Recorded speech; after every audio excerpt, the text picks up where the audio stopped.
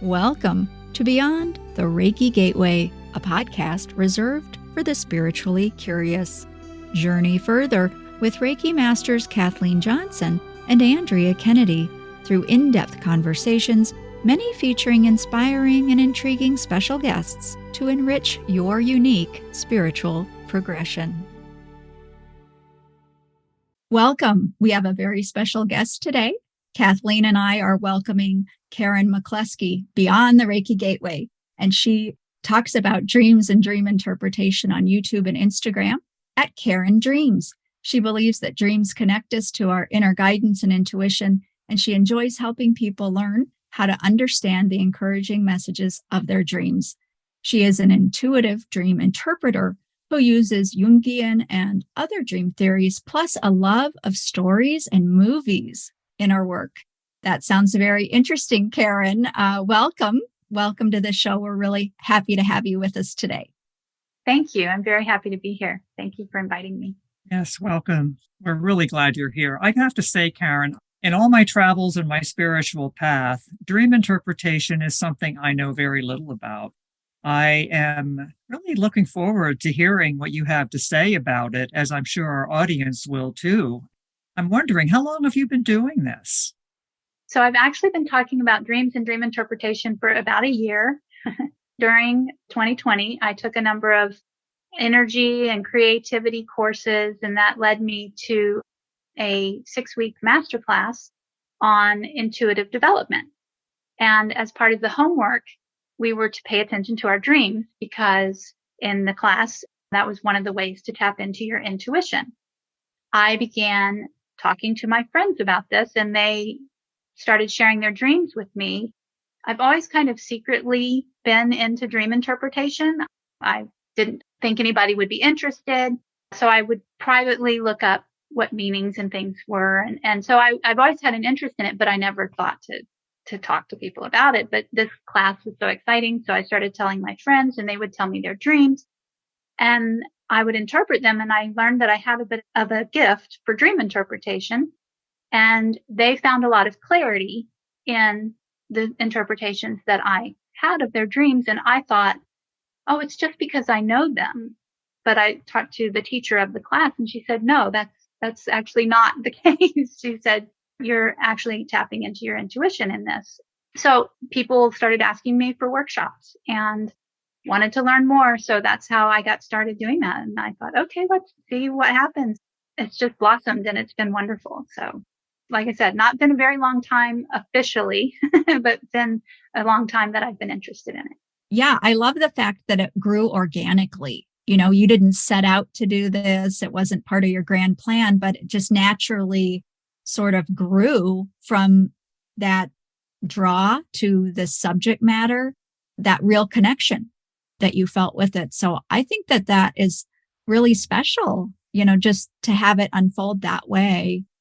You must talk to a lot of people about a lot of different dreams and help them along that process. I guess what I want to ask you is there an overall message or an overall understanding that you bring to what you do and how to help people?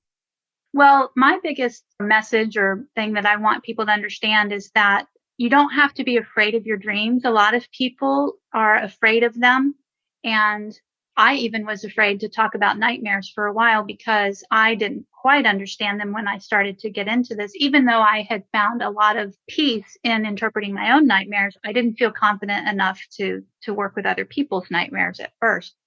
But early on, one of the women I helped was having some unpleasant dreams, and she didn't really call them nightmares, but they were disturbing to her. And as I interpreted them for her, again, I could see so clearly what they meant and how it affected her.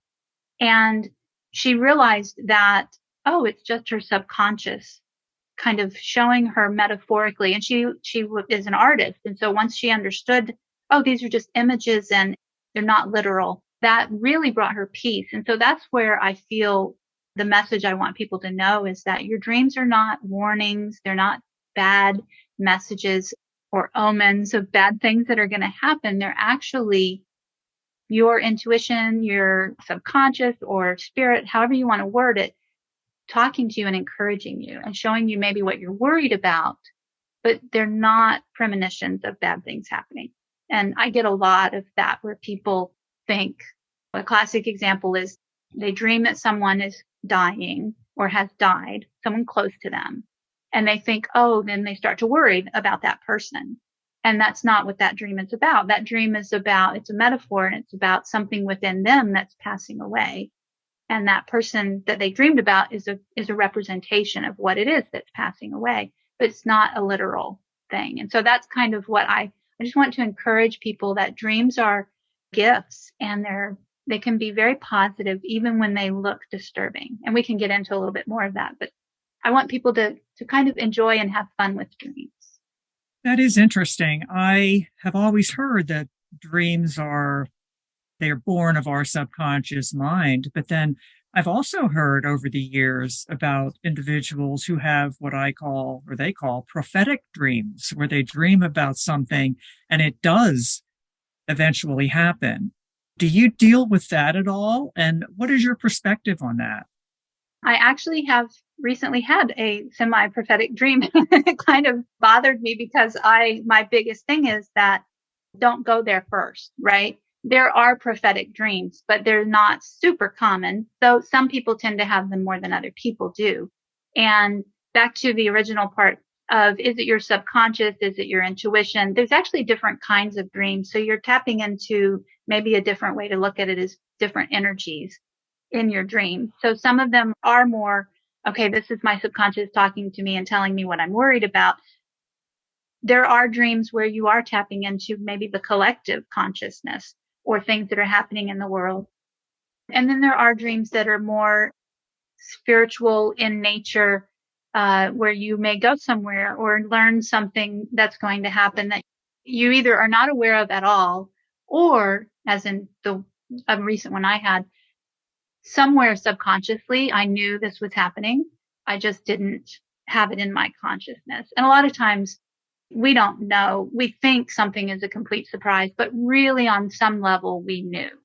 So again, those are more personal ones. But I do think there are instances where we'll probably have very basic, simple dreams that we don't even remember that are prophetic, about a meeting being canceled or things like that. We don't remember them because they aren't that important to us. We wake up and they're gone. Then the thing happens and we don't even realize it was prophetic. So I do think there are prophetic dreams, and the difficulty is you often don't know that till later.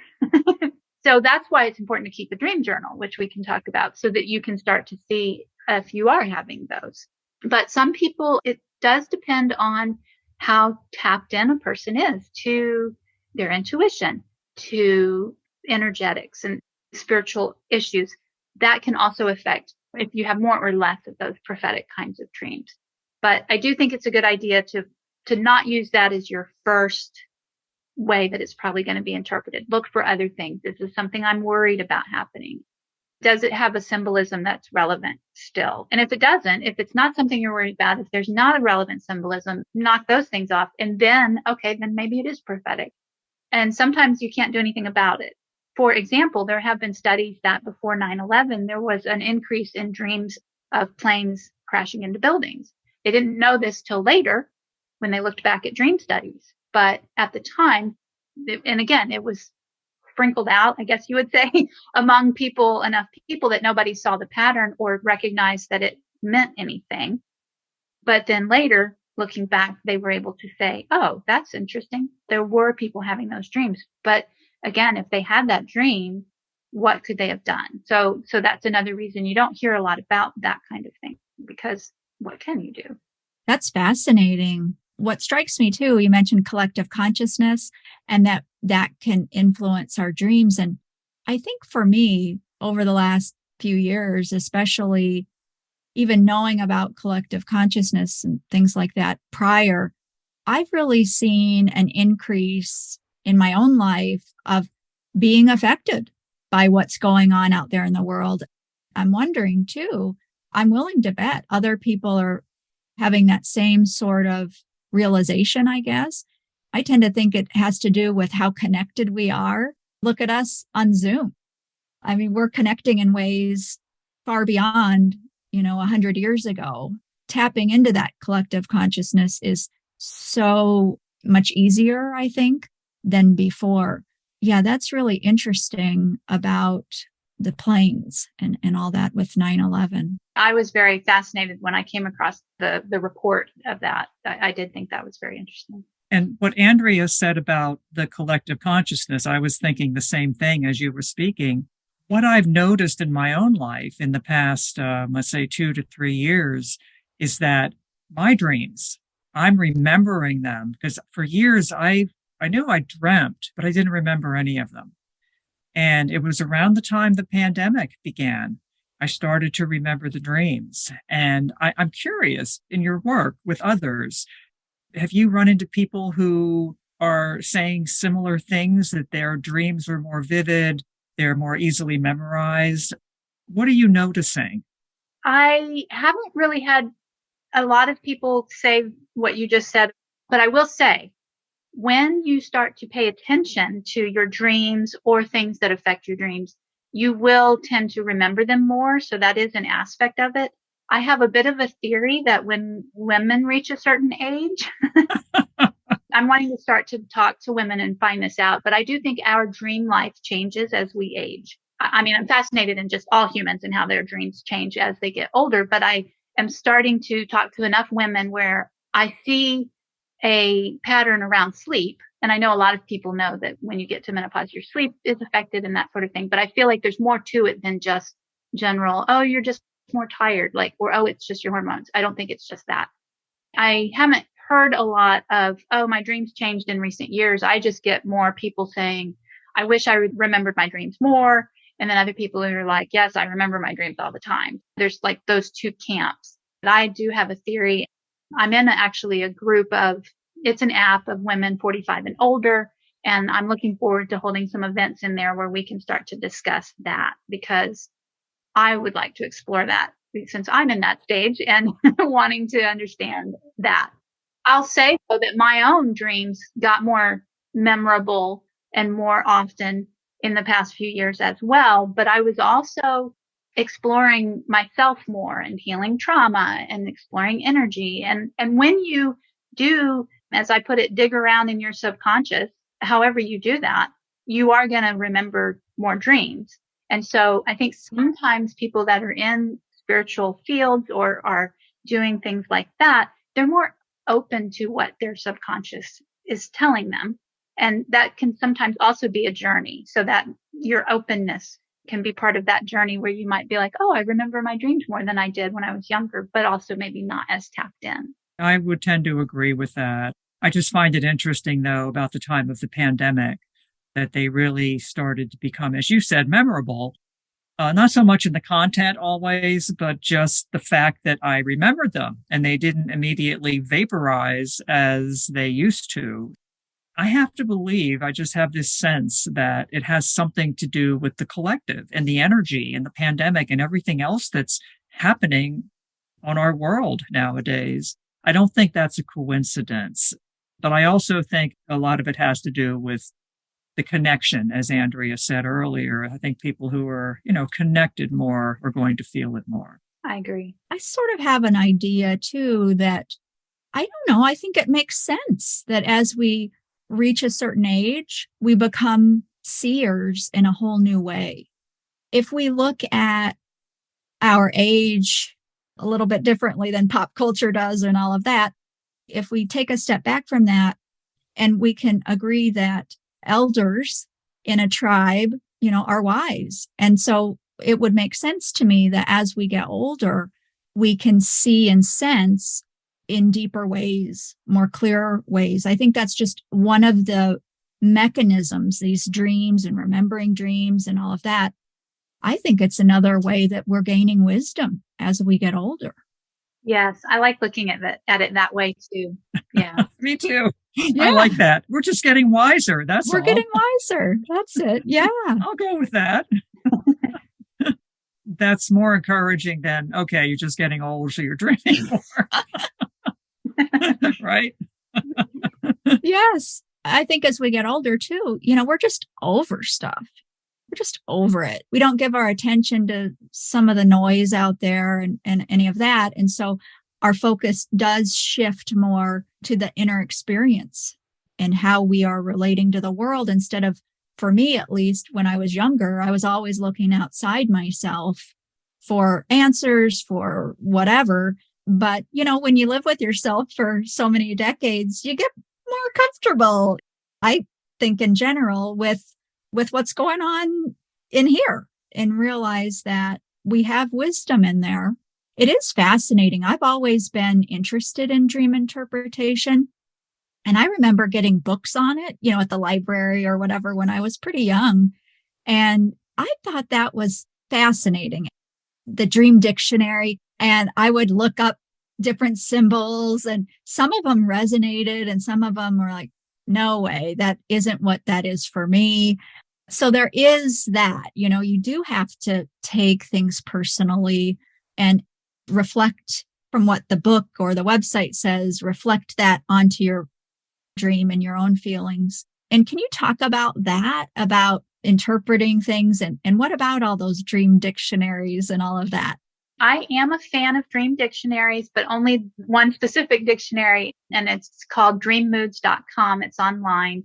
It is difficult in a dream dictionary when there is a symbol that has a lot of different meanings, because then you're like, well, which meaning is it? Especially if you're new and you don't understand exactly how everything works. So I do discourage people from going to all the dream dictionaries. You can find a bunch of different ones. Some of them have very unusual things. I find it helpful to go to a dream dictionary because you will get possibly a perspective that you didn't have on your dream. And it also helps you start to look at something as symbolic instead of literal. So again, dreams aren't usually literal unless they're really, really simple. So you want to look at the symbolic and see if that resonates. Part of that is to, for example, if you look up something and it's not resonating for you, then another thing you can do is say, okay, if I were to describe this thing to someone from another planet, how would I describe it? Who doesn't know what it is? As you are describing that thing, what are those words that you're saying? Are any of those words what it might be representing in your dream? So for example, a rock.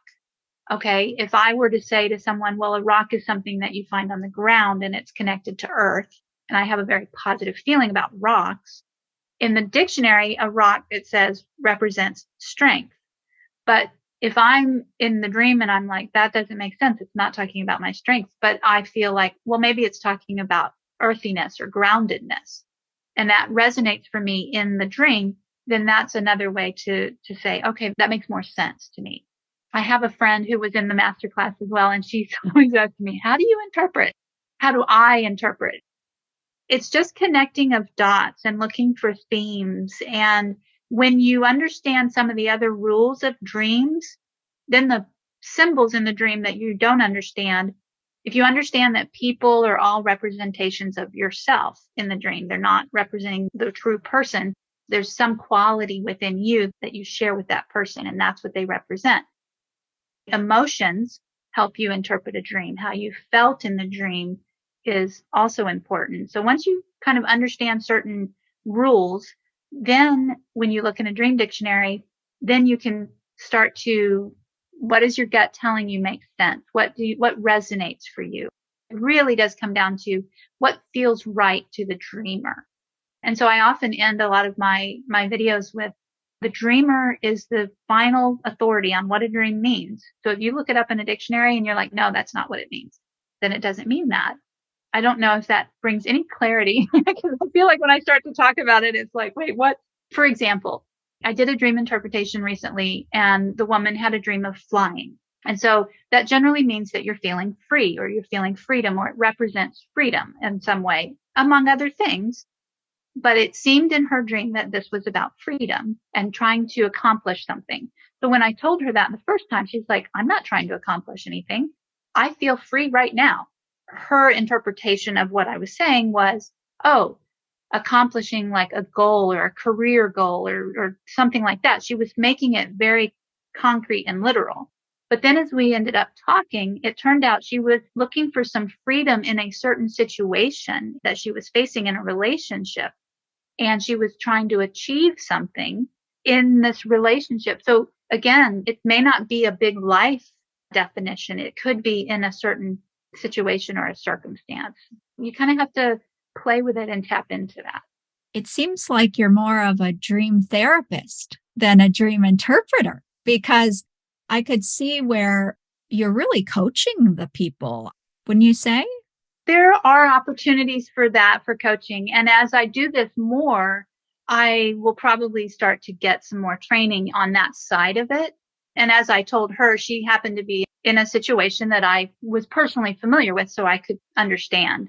But that does come up with people because a lot of people don't realize how much a dream tells about themselves. So when they share the dream with someone, and this is what I found in the early days when my friends would tell me their dreams, where I thought, it was just such an insight into their life and what they were thinking. But people don't really realize that. And then when you start to interpret it, then they kind of go, oh, okay. I used to do dream interpretations on my Instagram, like in the comments. And there would be a few where I would message them separately and say, I wanted to tell you about your dream, but I didn't want to do it where everybody would see. So there is an element of that. You mentioned something earlier that I'd like you to expand on if you can. You said that the emotions that you experience in a dream, that's important. Can you expand upon that a little? What does it mean? When you have a dream, and I highly recommend if you want to interpret dreams or pay more attention to your dreams, that you write them down in your dream journal or in a dream journal. But one of the things you want to pay attention to in your dream is how were you feeling in the dream? And that can change throughout the dream. You can have a dream where you start out feeling fine and then you get very agitated by the end of the dream.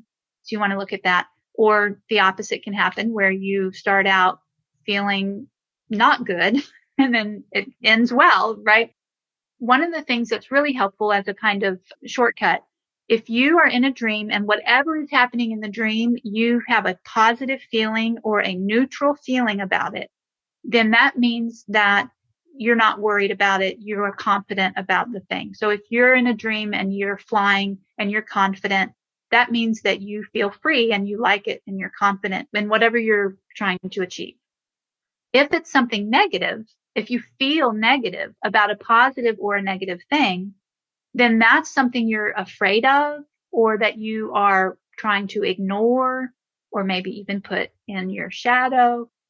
If you're flying in the dream and you're scared and you don't like it, then that can represent that you are not wanting to go for your dreams. You're not wanting to try to achieve something. So the emotion in the dream changes the interpretation of what's happening. And this happens for nightmares, or what you might say is a nightmare. If you see something that when you explain it to someone is gross that happened in the dream, and yet, like, let's say you see a leg and not a body. I see a leg and it sounds gross when you say it, but in the dream, you don't feel grossed out by it. You're either neutral or you even feel kind of a positive feeling about this thing. Then that means you are accepting of what that dream symbol is. You're accepting it. You're confident about it. And so like a leg represents, I think one of the things it can represent is stability or something. You would look at this thing that you might think is a negative and be like, yeah, but I feel like I'll be okay through this situation that I'm facing, that it's referencing that happened in my real life. I like exploring the feelings of dreams because I don't know, it just makes it feel like it's an encouragement sometimes when you can understand that part of how dreams work. What I'm hearing anyway is that the emotions in the dream are very, very important to what the dream actually means. Exactly. There's so much to this that... Aren't we just amazing? I'm just over here thinking, I always marvel at how amazingly complex we are, as beings. And I don't think about dreams very often. I mean, sometimes, but my goodness, we're so yummy on a whole nother level now, because think of all of this information that we're telling ourselves through this dream process, I mean, that's like guidance in a whole nother way. And so for people who they might think, oh, I'm not very intuitive, or they have a whole well of information that they can tap into just through their dreams. That's really exciting. It is. Very empowering too, isn't it? It really is. We have this, it's a gift. And even when you wake up and let's say you had a dream where you were angry or scared in the dream, and those are what we would call a nightmare, and you wake up and you're not liking that you just felt that. The cool thing is that the nightmare is giving you a safe place to release feelings of fear and anger. So I would much rather feel that in the safety of my bed when I'm not going to hurt anybody, right? Or, ruin my job by yelling at a coworker or something, right? Sometimes we're too busy or would maybe not feel safe to release feelings of fear or anger in our waking life. And a dream gives us that place to do it. And so even when you wake up from a bad dream, you can be thankful for the gift of, okay, I guess I needed to release that fear and anger. And it doesn't mean, okay, now I have to go and find a way in my waking life to release the anger. It was you releasing the anger. It was a gift to you to let it go in the dream. And it's a wonderful gift. And when you are thankful for it, then it kind of, and we can talk a little bit more about nightmares, but it kind of lessens the feeling of the nightmare when you realize the gift of it. That can be challenging, I think, though, too. I wonder if we can talk about maybe some myths that people have about dreams. Like one of them that comes to my mind is, I remember hearing this when I was very young. And it was, if you die in your dream, you die in real life. Yikes. I don't know that I have ever died in a dream that I've had, but can you talk to us about that? Yes, I actually I think this week that we're recording, it's going to post a video about that very topic. Oh. So if you die in a dream, you do not die in real life. And a related one to this is a falling dream, that you will wake up before you hit the ground. If you don't wake up and you hit the ground, you die. You don't die in real life. And often in a dream where you dream that you die, what that's about is, again, something within you is passing away. Some aspect of you, an old self, is passing away. And dreams of dying happen when we're in times of transition or change, where we're transforming who we are. Things like job loss or divorce, or it can be a health issue, which that kind of gets a little scary because you're like, oh, I just got this health diagnosis and then I dream that I die. But it's really showing that there's an old part, the old you is passing away. And so again, when we bring it into symbolism and metaphor, then it makes more sense. You will not die in real life if you die in a dream. And what actually happens is if you do die in the dream, things don't just stop. You're just suddenly in another scene. To me, it's like in a game, your avatar gets killed. Oh, here's another life. And you're right here and you're doing something else. Or like Groundhog Day, where he keeps trying to kill himself and he wakes up the next day. It's the same thing. So you wake up in your dream and you do something else. And those are one of the kinds of dreams. And that's the kind of thing I'm like, that's actually a beautiful dream. It's showing you that you're moving into something new, a new life. Well, that sets that myth to rest, Andrea. You don't have to worry now. That awful thing is going to happen to you. I'm personally glad to hear that too. So, Caryn, what about repetitive dreams? The kinds that people get. I've had repetitive dreams. I still do. And for me, they're generally terrifying. What do repetitive dreams tell us? So there's a lot of different little things happening when we have those kinds of recurring dreams. And it kind of depends on the kind of dream. So I'm not going to talk about PTSD dreams because it's a memory from when you were awake and it replays in your dream. Those can be treated, but that's not what we're talking about. We're talking about the ones where you're like, oh my gosh, I'm in the dirty bathroom again. Like I have that one a lot. Always the bathroom and it's dirty, right? Or the doors aren't working or something. And sometimes it's because, so for example, in that one, that is about feelings that I need privacy or feeling that I'm not taking care of my needs, but I'm taking care of everybody else's needs, right? So that's an issue that I deal with throughout my life. whenever I'm having that dream, I'm probably feeling like I need some privacy, or I'm helping everybody else and I'm not paying attention to myself. So we will have recurring dreams like that are basically kind of saying, hey, you're doing it again. Or, the first way I learned it was they said, oh, well, that's a message that you're not getting. Like your subconscious or your intuition is telling you something, you're not getting it. So you're going to have the dream again. That's pretty true if it's like 3 or 4 nights in a row, right? I didn't get it. I didn't understand it. But if you have it and then months go by and then you have it again and then months go by, it's more likely either reminding you of you're feeling this feeling again, right? We feel feelings repetitively. So it's the same kind of thing. It's showing us that we're feeling this thing again. Or sometimes, again, if you write them down and you look at how they change over time, they're actually a bit of a record of your own progress through a situation. Another example is a woman who one time she dreamed about one bat. Months later, there was a few more bats in the dream. And then months later, there was like way more bats. In that case, she was changing in relation to whatever the bat symbolized. And so the dream was showing how she was changing. Another example, I have another person who I was helping interpret a series of dreams that she was having over about a 2-week time period. And every dream, there was clutter in the dream, but she was in a different location every time. But there was always clutter. There's clutter or junk, or there was just all this symbolism around clutter, and clutter represents old ways of thinking and old habits and mindset. And she was actually she'd been asking the universe to help her clear limiting blocks. And she was a little discouraged. She's like, well, what are the blocks? Like, I know the dream's telling me I have blocks, but what are they?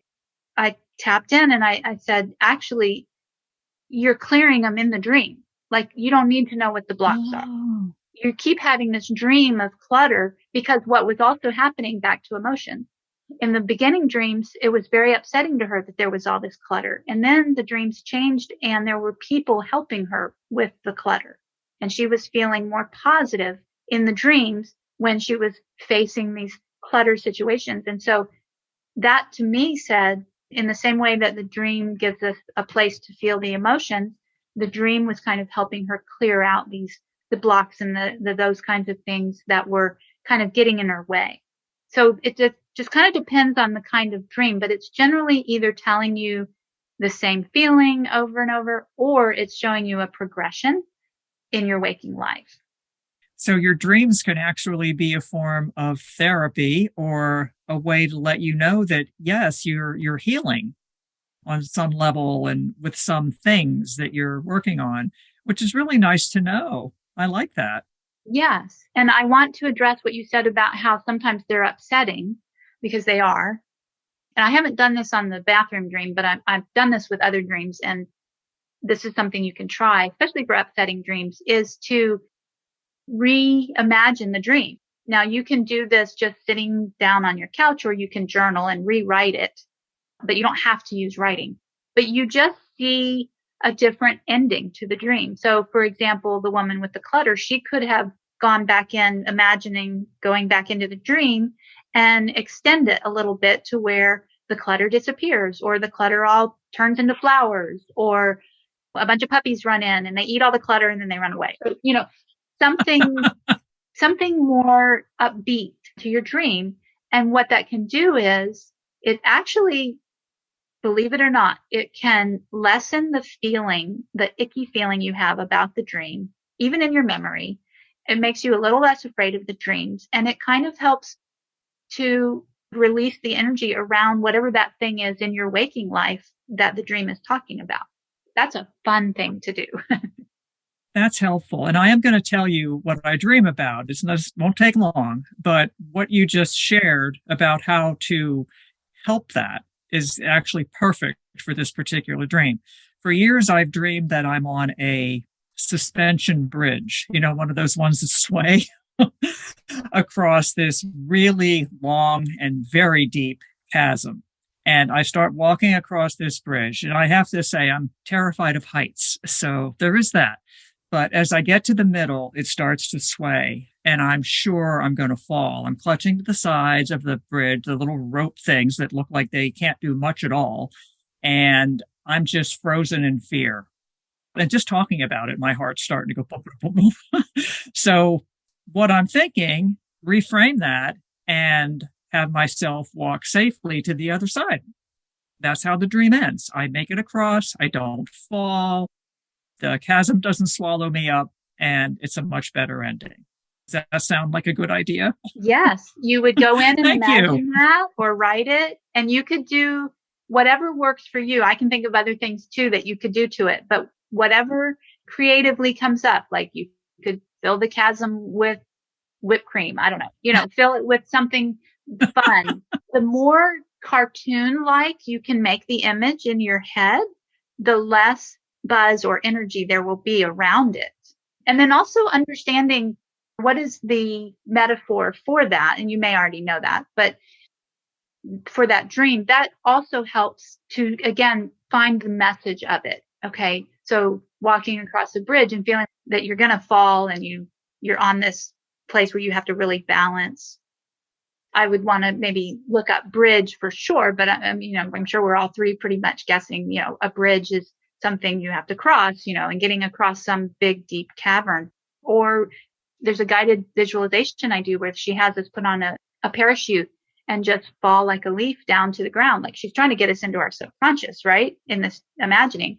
And it's possible there's something in your subconscious that you could go down and explore. So that's another way you could reimagine the dream, is that you put on a parachute and you gently float down and see what's below the bridge. Oh, I like that. Definitely some Thank you. things you can do. I just had a consult with my dream interpreter. Thank you. There you go. Yeah.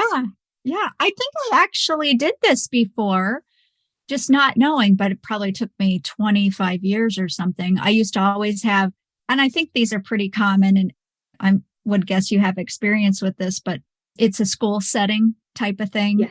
And, school is such a huge part of our lives. But for many years, I would have a dream and any number of terrible things would happen when I was in school. It's the last day of the semester and I look at my schedule that I had lost the whole time and figure out, there's a class on there. I've only been to it one time. Then I forgot to go the whole rest of the semester and I need it to graduate. It just piles on. It's just terrible.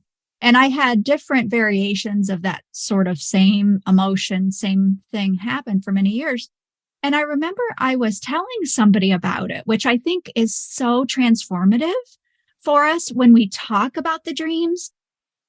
Just on a side note, if I would have a scary dream and you wake up in the middle of the night, it's still terrifying. But if you can roll over and say, hey, I just had this dream, and then you tell the other person, often for me, it just is silly and I can totally let it go and go back to sleep. So for me, the power just to voice the dream to another person is very transformative. But back to my other thing, I was telling a person about these school dreams and, so unsettling. In my conscious mind thought, I just need to find my counselor at the school, because there's this feeling in the dream that I need to go to the counselor and then it can all be worked out. But I've never been able to come up with that in the dream. And wouldn't you know it, it didn't take very long. I would say it was within a couple months. I had the dream and I found the counselor's office and everything shifted from that. And then I didn't have the dreams anymore. So I think I stumbled upon that. Yes. You did. Yeah. That totally sounds like it. And that can happen, that you will then have that dream and it's different.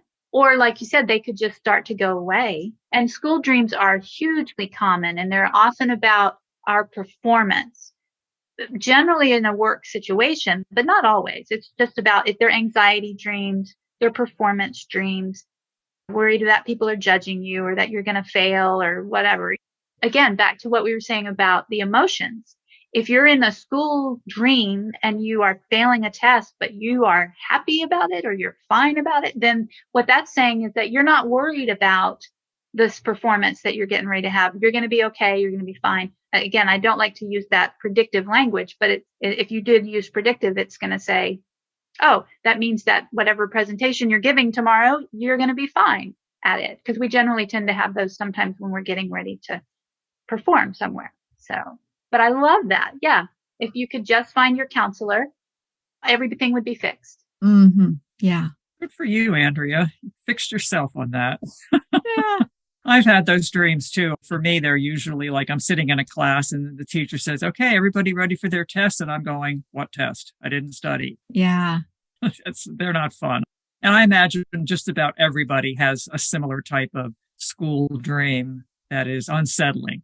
So, Caryn, I'm wondering about other types of dreams. Now, I think about spirit and the spiritual world because that's kind of what we do, right? Andrea and I. Do you have any thoughts or what's your perspective on spirit and spirit guides coming into our dreams or loved ones who have passed? What can you tell us about that? In my experience, the most fun kind of dreams to have and the ones that people love to talk about are visitation dreams. And so those are dreams when someone, a loved one who has passed away, comes to you in your dream. And I think the first time I read about them was in a book by a psychologist. It was called The Adult Orphan. And he was talking about, when you've lost both your parents and the grieving process and everything. And that's when I first started learning about this from a psychologist. That was before I was as into everything as I am now. And so that gave me permission to be like, oh, this is a thing that happens to people. And it actually happens way more than we realize, that people have these dreams and they just don't talk about it because they don't want anybody to think they're crazy. But they happen. And how you know that it's a visitation dream is that generally they're much more intense. For example, dreaming about your mother. You'll dream about your mother here and there. She'll show up in your dreams from time to time, or whoever it is. Your relatives show up in your dreams and they mean different things. But if it's a visitation dream, it's way more intense. And the feeling is just this, generally a feeling of love or joy or peace. It's a different feeling. You just know, right? And they generally either give you something or they tell you something. In my experience, I feel like there's a commonality. Like for me, they kiss me. So, and so again, that love, and they're generally, it is there to encourage you. It's them wanting to connect to you and tell you that they are there, even though you don't know that. And, you don't know that when you're awake. So for example, I mentioned my mom. I've had a number of dreams that she's in the dream, and some of them were processing my past, and some of them, she just represents my ability to nurture myself, because that's generally when you dream about your mother, she represents mothering, self-mothering and self-nurturance. But I did have a dream once where she was in the dream. We were waiting for my stepfather to arrive. And as soon as he came to the house, she and I went to my car. And this was about 2 years after she'd passed away. She and I went to my car, and she had put in my car a corn cob and a case of beer. And she wanted me to know what it was for. And she said to me, she was like giving me the feeling of summer riding on a motorcycle, because she had ridden on a motorcycle with my stepfather when they were very young. She wanted me to have that feeling. And then she gave me this huge bear hug, and she gave me this huge kiss on the cheek, mashed her face into my cheek. And I woke up feeling the hug still. I can still feel the hug. And my heart was racing, and I just knew, I just felt that love. It was a very healing dream because we had a complicated relationship. So it was a very healing dream. And when I looked up what a corn cob meant, because it was just one cob of corn, that meant abundance. And the beer meant celebration and freedom from responsibility. And you don't know my story, but those two things really resonated. And I was like, she gave me that? Oh my goodness. Because it just was such a healing dream. So visitation dreams, they're way more common. In every workshop I do, we talk about visitation dreams, and there's always multiple people who want to share the one that they had. They're just beautiful. And I wish you could have them more often, but we have them when we have them. Wow. Have you ever had one, Kathleen? Yeah. my father visits me every now and then, and it's always the same place. We always meet in what looks like the edge of a wooded area, and there's a bench. And he's waiting for me on the bench, and I go and sit down and we chat, and it's really kind of cool. And I haven't had one in a while, so I'm going to have to get after him. It's time for another dad meeting because I still miss him. He's been gone almost 14 years and I still miss him. So yeah, they're interesting. How about you, Andrea? Have you ever had a visitation dream? Well, I have. I'm curious though, before I share that, do you remember what he tells you? It's different every time, and I don't remember all the specifics, but I usually dream about him when I'm having like a particular challenge in my life. That's when he shows up. And it's always very encouraging and supportive. And he's basically telling me that he's always with me and I can do this. He knows I can do it. I can get through this. I've gotten through a lot. And it's that kind of message. It's just very comforting and supportive and very loving. Oh, nice. Well, I only think I've had one before that I remember, but my mother passed away when I was 17 and my parents had been divorced. So I was at her side, a lot there towards the end. She passed away and I wasn't there when she passed away. I don't think I could have handled that at 17. So I was kind of glad about that. But what I'll say is I had dreams that had her in them. And then about 3 weeks after she passed away, I had a different kind of dream. And that was the visitation dream. And what it was, all I remember about it was we were in the house. We were in the house where we lived and we were on a couch in a room that like nobody ever sat in. You know how you have furniture you like never use.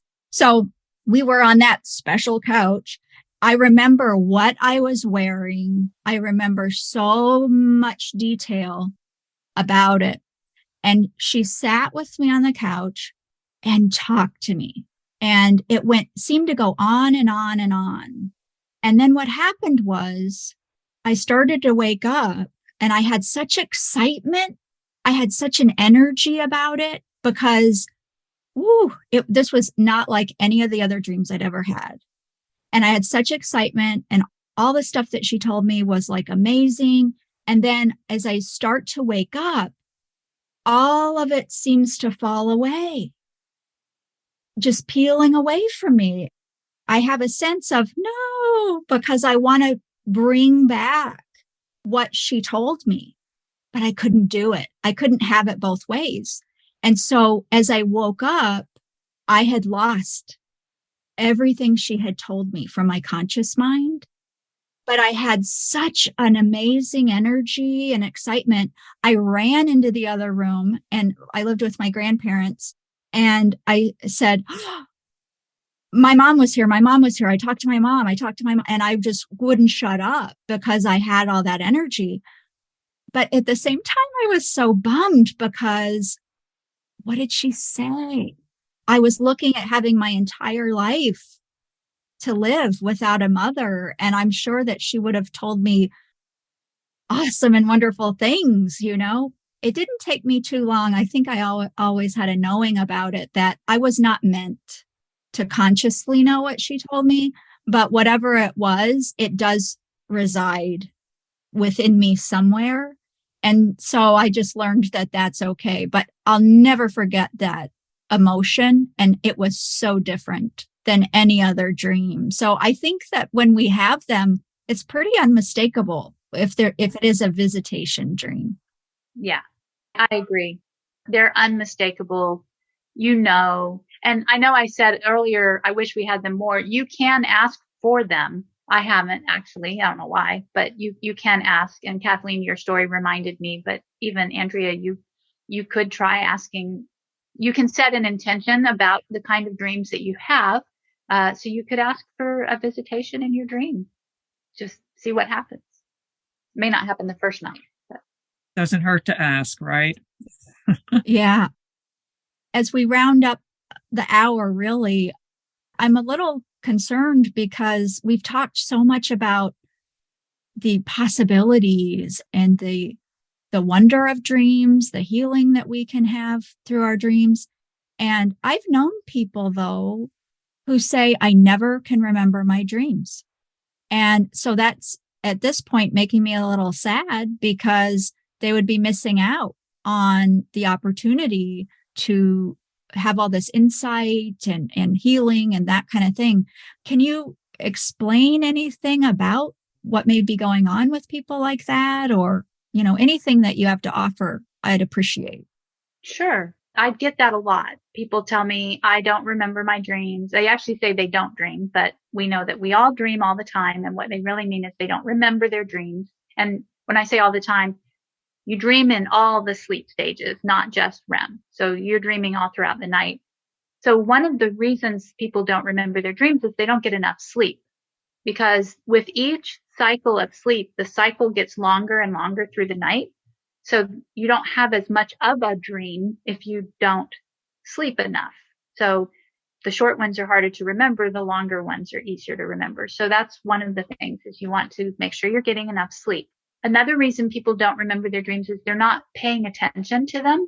And so once you're not paying attention to it, your subconscious, unless it's something really, really important, which is going to be a nightmare, it's not going to get your attention. So you're not going to remember it.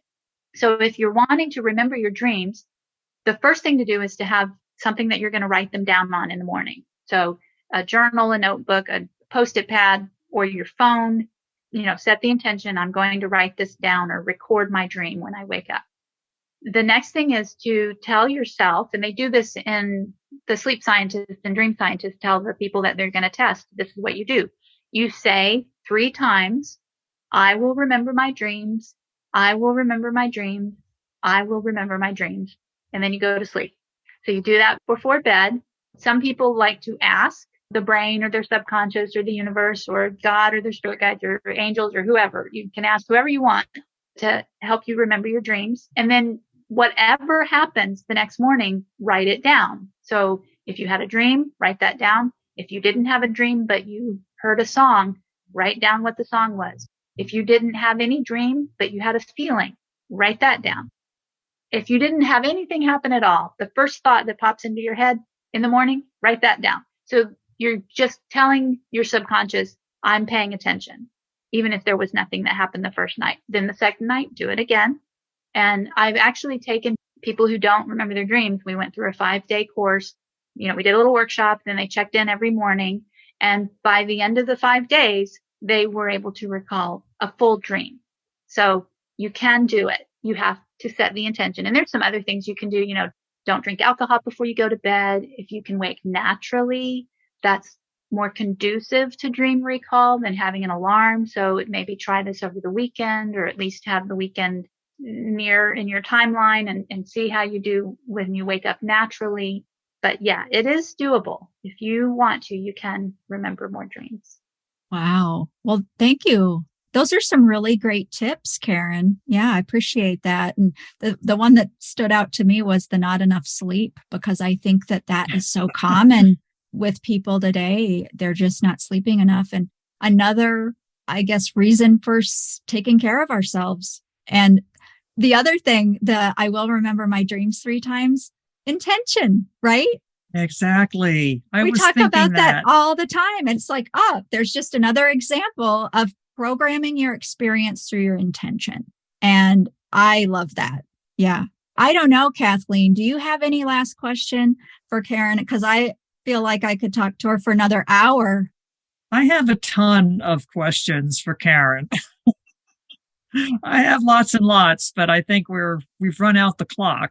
Yeah, this has been fascinating. Caryn, you've taught me more about dreams in the past hour that I've ever known. It's just really interesting. Some of the things I've always kind of known or thought I knew, but you really have fleshed it out for me in a really, really good way. And I appreciate that. And I thank you for the tip about the suspension bridge. I'm going to put that baby to rest. I definitely am the next time it shows up. You could even do it now and it might not show up again. You don't have to wait to have it. Okay, good to know. I'll do that today then. Thank you for that. Yeah. How misleading. Haven't we always been told, oh, don't worry about it, just a dream? Well, I think we can cross that saying right off the list, I think, after this conversation. So for our listeners, Caryn, you're inviting them to check out more about dreams on your YouTube channel. It's called Caryn Dreams on YouTube, and subscribe there. And I'm sure you have many more videos, more fascinating examples to share. And I do want to say, though, you have a unique spelling of your name. Caryn is Caryn. Caryn Dreams. And so YouTube, Caryn Dreams. And then you also have a website, Caryn Writes, CarynWrites.com, WRITES. We'll have the details in the show notes for our listeners as well. This has really been fascinating. And we sure appreciate you coming on and pulling back the curtain on dreams, because much more healing than I ever really thought of. So thank you. It's been our pleasure, because this has been a very illuminating and informative experience. And I appreciate you sharing your knowledge and your experience with us. Well, thank you for having me. And also thank you for sharing your dreams here, because that can sometimes be a bit of a vulnerable thing. So that's a gift too, that you shared your dreams with us all. Thank you. Thank you, Caryn. We thank you again for joining us. And of course, we invite you to join us next time as we journey beyond the Reiki Gateway with Kathleen Johnson and Andrea Kennedy.